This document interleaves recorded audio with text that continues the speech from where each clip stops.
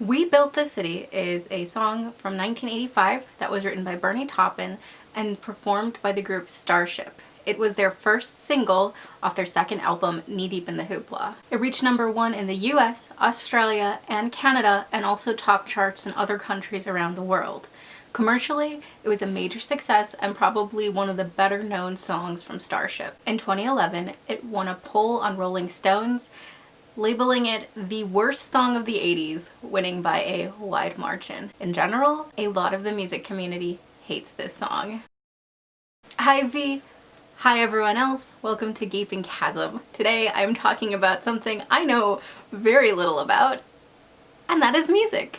I like music as a passive observer of things that are enjoyable. I don't really know much about music. The only instrument I can kind of play is the ukulele, and even that is really not something I'm super great at. I know like a song and a half. I used to be able to play the recorder and the trumpet, but again, music is not something that I'm super into in the same way I'm really into other things. And so I'm probably not the most qualified person to talk about this subject, but it's something that intrigues me so much. Basically, I think it was like last summer, I was in the car, we were going to pick my mom up from the airport, and the song comes on, We Built the City, and immediately, it was my first time hearing it, and immediately I fell in love with it. I was like, this is a great song.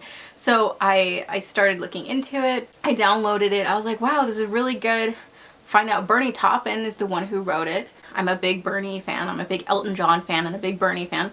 So of course I was like, yes, cool, this makes so much sense. And then I find out it's like one of the most hated songs ever. And I was like, this is so weird. So yeah, I want to share it with you guys. I did use a lot of sources and got a lot of help. The three most helpful sources were GQ's article written by Rob Tannenbaum, an oral history of We Built This City, the worst song of all time. A Medium article written by Brian C. Poole, although I think originally he had posted it on thunderalley.bpcom.ipage.com, which is a link that wasn't working, but it's on Medium, just titled We Built This City. And then on Songfacts, and I don't know who compiled all of these Songfacts. Unfortunately, it doesn't list a creator that I could find anywhere. But Songfacts page on We Built This City is also super helpful. So I'll be including all those links down below.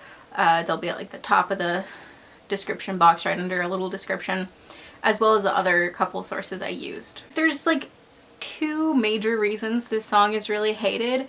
Number one has to do with the origins of the group Starship. So in order to understand Starship, we have to go back to Jefferson Airplane. Jefferson Airplane was a psychedelic rock group from 1965. They started in San Francisco, California, and they were huge on the psychedelic rock scene.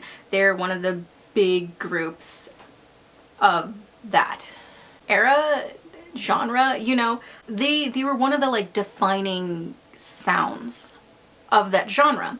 And they were the first from the Bay Area to really strike such a huge success. And in fact, they're one of the, major groups that created the music of the Bay Area and really like helped become a bedrock of the formation of the music that would be coming out of there. From October 66 to February of 70, the lineup of Jefferson Airplane was Marty Balin on vocals, Paul Kantner on guitar and vocals, Grace Slick on vocals, Jorma Kaukonen, I'm so sorry if I'm saying that wrong, on guitar and vocals, Jack Cassidy on bass, Spencer Dryden on drums. Yes, and they were all inducted into the Hall of Fame in 96. In 72, the group kind of split into two different bands. Marty Balin, I think that's how you say it, left in 71. Kaukonen and Cassidy moved on to their own band called Hot Tuna. Slick, Kantner, and the remaining members went on to form Jefferson Starship. Eventually, Marty Balin would join them there. Jefferson Starship actually kind of started as a conceptual album. This album is called Blows Against the Empire, and it's basically about a group of people escaping Earth on a hijacked starship. And it actually ended up getting nominated for a Hugo in 71. which is very, very uncommon for music to do. So that is very cool. So in 85, there was a lot going on and I'm not going to go into it, but in 85 the band was basically retired. In the early 90s they'd be picked up again, like, or the band name would be picked up again, and this group actually still tours, I believe. So that's pretty cool. After Jefferson Starship ended, Starship came.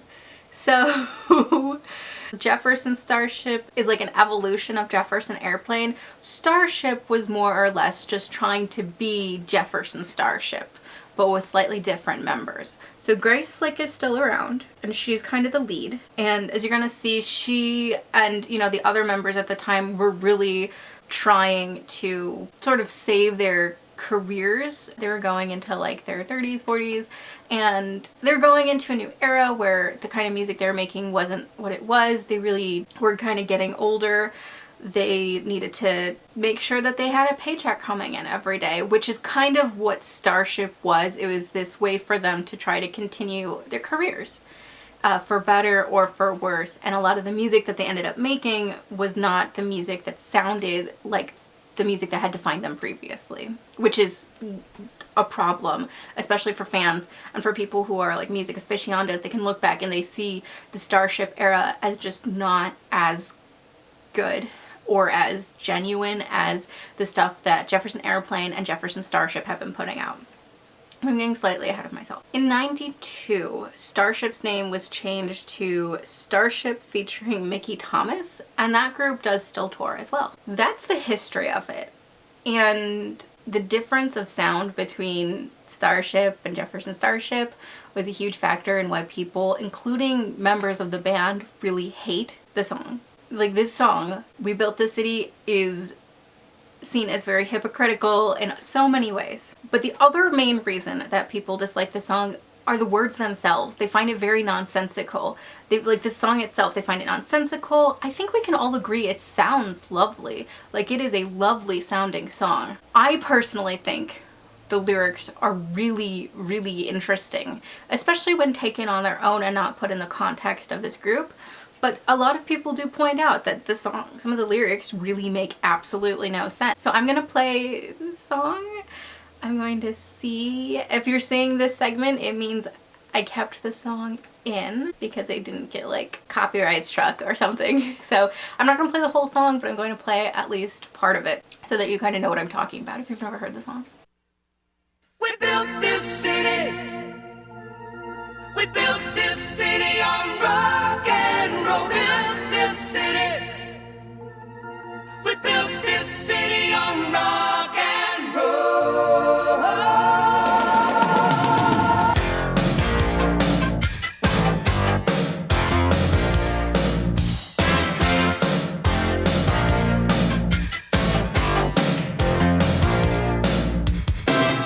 Say you don't know me, I recognize my face. Say you don't care who goes to that kind of place. Knee deep in the hoopla, sinking in your fight. Too many runaways eating up the night. Marconi plays the mambo. Listen to the radio. Don't you remember? We built this city. We built this city on rock and roll. So the song is basically about our singers arguing with some undefined you who's probably some sort of music executive. And they're basically saying, don't you remember us? We built this city. This city is built on the music we created, and here you are, you know, killing that music. And just the corruptness of like industry executives and stuff, and inauthenticity of music and the people who make music. Like, there's a lot going on. That's what the song's about, like on a very base level and actually on a deeper level as well. Interestingly enough, this song was not always quite like that. It was actually originally a lot darker, and there are some moments in the song that you can still catch that are kind of dark. According to Bernie Taupin and Peter Wolf, the original version of it it's a lot darker, and it's a lot more to do with the dying live music scene that is dying out of San Francisco and the Bay Area at the time. Also, there's a moment in the song where like radio chatter is played. The original demo of the song had that, instead of radio chatter, it was actually a police radio. So it's just really interesting how dark it was, and it was just one of the decisions made to make it a lighter, happier, poppier song that kind of killed it a little bit. It was in 2004 that Blender originally coined this as the worst song of all time, but even before that, people really didn't like it. Like I said, people found it really hypocritical, and they found it to be really astray from where the music had originally come from. Even Grace Slick, lead vocals, has come out as just absolutely abhorring this song and a lot of songs from that era of her music career. She says it's because she just didn't believe the words. It was like an easy payday. It was just putting out music that wasn't hers. And I think a lot of the audience also resonated with the idea that it didn't feel like genuinely their music. I mean, We Built This City was not a song written by the band. It was written by Bernie and Peter Wolf, shopped around, and eventually Starship was the one who picked it up. But anyone could have picked it up, and other groups and performers have actually said that they passed on it because they thought it wasn't a good song. Which, again, I disagree. I think listening to it just like audibly, I think it's a very lovely sounding music. So I don't... Everyone hates it. I love it. A lot of other band members have said that they dislike this song. However, a lot of them are kinder to it than Grace Slick is. They acknowledge that this is the song that keeps paying out for them. I think it was back in 2015 that it was used as part of an ad campaign in the UK, and it went into the top 10 over there.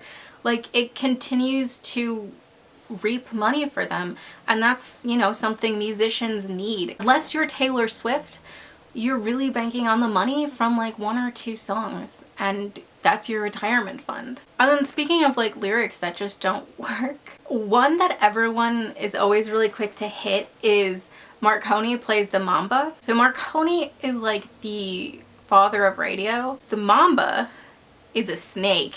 Mambo is a dance, but the line is Mamba. When asked, you know, what does Marconi play the Mamba mean? Bernie Taupin has gone on record as saying he doesn't know. He just wrote it that way. So, you know, even for him and Peter Wolf, they look back at it and it's not some crowning achievement. It's just a payday. You know, this song, it was made to make money, and it made money, and that was it. You know, for a lot of people involved, that was it. And you can kind of tell listening to it that it has that vibe to it, that it feels very shallow. The things that the song is talking about, the We Built This City on Rock and Roll, it's not a rock and roll song. It's a pop song. And it's not even the kind of music that that Jefferson Starship and Jefferson Airplane played and built their careers on. It's a false callback to a history. And a lot of people are quick to point that out too, that it is just very hypocritical. That as much as they're talking about, you know, man, you're destroying this thing we love, this art we love, they're not even performing that art. You know, they're not performing the thing they say they're, you know, performing. In that same vein, the song is talking about how live music is dying, but it's very computerized pop music. It doesn't sound like live music at all. You know, it's, again, very hypocritical in what it's saying and how it is sounding. They just do not line up. So yeah, it was the Change in the band who wrote and performed meaningful psychedelic rock songs to this cheaply put out pop song that, you know, cash grab, but is claiming it's, you know, fighting for the little guy, not fighting, you know, fighting against the corporate executives, and it's not doing that, you know. So there's a lot of hypocrisy. There's a lot of fans upset that it's not the kind of music they subscribe to, that it's, you know, for the general appeal of the masses and not meaning anything important. And it's also the fact that they just think it's a nonsensical song, and in some ways it really is. And yeah, the line about the Mamba doesn't make sense. How does Marconi play a snake? I don't know. I think you could extrapolate and be like the snake's a metaphor, but that's for a different video. But yeah, I understand why people are upset. I understand why people hate it, and I will never hate this song. I listen to it and I can hear the hypocrisy. I listen to it and I can hear the nonsensicalness, and I understand that You know, it's not really saying anything profound or anything at all. But at the same time, I really love it. I think it is, I've said it a couple of times, but just beautiful to listen to. I think that even if it's not saying what it thinks it's saying, I think there is a message in there. And I think there's some really poignant lines in there that are very easily skipped over. Looking for America, crawling through your schools, like that seems like something big. There's a lot of lines in here that sound great and mean things, but not together in this song. So yes, this song has quite a few missteps, but I think it's gonna keep going on and continuing to be one of my favorite songs. I recommend checking out Jefferson Airplane and Jefferson Starship and other Starship songs, although the only one I really like is We Built This City. They're not my typical type of music. I think they're really interesting and really vital piece of the American music scene. So yeah, check them out. Check out the full song We Built This City. The music video is not great. And I'm actually, because I found it and I think it's legit, it was on SoundCloud and someone else had uploaded it. It is the original demo that Peter Wolf put together with the Police radio chatter in there instead of the DJ bit. So check that out. That'll be linked down below as well. This was a shorter video. Partly because I really am not that knowledgeable about music or music history or this band. It's just this one song that I'm kind of obsessed with. And I didn't want to go into depth and just talk about all these things that I just do not know about. Yes, shorter video. I hope you enjoyed it. I hope you learned something. I think it's so weird that, you know, this song is reviled. It's not the only song that is definitely like hypocritical or doesn't sound like what the artist created previously, but it's the one that is most remembered for being that way. And it's kind of taking up that space in the public conscious as just an awful song. Did you hate this song?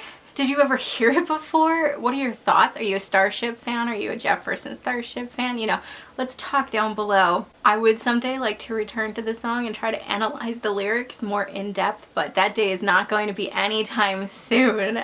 If you don't want to miss any more of my or V's videos, do not forget to subscribe. Goodbye V, goodbye everyone else. I'm gonna go have lunch.